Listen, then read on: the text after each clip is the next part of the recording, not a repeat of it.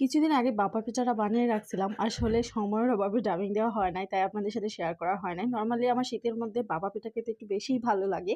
কিছুদিন পরই ট্রাই করি ভাপা পিঠাটা বানানোর জন্য। খুবই ইজি আমার কাছে মনে হয়। একেবারেই সহজ পিঠা বানানোটা। তো যাই হোক আমি নতুন চালের পিঠা বানাবো। নতুন চালের গুঁড়ি দিয়ে পিঠাটা বানাচ্ছি আরকি। তো পিঠার গুঁড়িটা আমি তো অলরেডি তৈরি করে ফেলছি।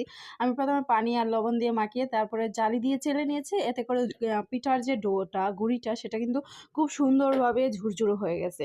তারপরে আমি নারকেলটা কেটে নিয়েছি গুঁড়ো করে। নারকেল আমি নরমালি সবসময় আগে থেকে কেটে ফ্রিজে রেখে দেই। যখন তখন মন চায় যখন তখন নামিয়ে নেই আরকি। গুঁড়ো থাকে। তো যাই হোক গুড়টা খেজুরের একেবারে অরিজিনাল খেজুরের খুব সুন্দর একটা ফ্লেভার বের হয়েছে। খেজুরের একটা স্ট্রং ফ্লেভার আছে আরকি। তো অন্য দিক দিয়ে আমি ভালোভাবে পানি গরম করে নিয়েছি। আমার এই পিঠার যে পাতিলটা সেটা কিন্তু রেডিমেড আরকি ভাপা পিঠার রেডিমেড পাতিল আরকি। খুবই সুন্দর ভালো সার্ভিস দেয় আমাকে সবসময়। বানায়ে তৈরি করতে হয় না, পিঠার পাতিল তৈরি করতে হয় না আরকি। রেডিমেড পাতিল আরকি খুবই ভালো লাগে।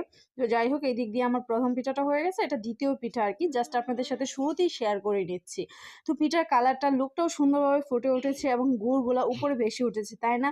নিজেরা তৈরি করে খাবো, একটু বেশি দিয়ে খাবো এটাই স্বাভাবিক। তো যাই হোক আমি বাসায় নরমালি পিঠা বানালে একটু বেশি গুড়, নারকেল দিয়ে থাকি। এতে করে সুন্দর একটা ফ্লেভার আসে এবং বাচ্চারা খেতে স্বাচ্ছন্দ্য বোধ করে, তাদের মিষ্টিটা ভালো লাগে। আর যারা বড় আছেন তারা অনেকেই মিষ্টি খেতে চান না, তাদের জন্য নরমালি একটু কম দিয়েই বানিয়ে থাকি সবসময়। তো যাই হোক এটা আমার ৩ নাম্বার পিঠা আমি দিয়ে দিলাম। এখন আমি আস্তে, আস্তে সব ধরনের পিঠাগুলা সবগুলা পিঠাই তৈরি করে নিবো আরকি। তো আজ এই পর্যন্তই। সবাই ভালো থাকবেন।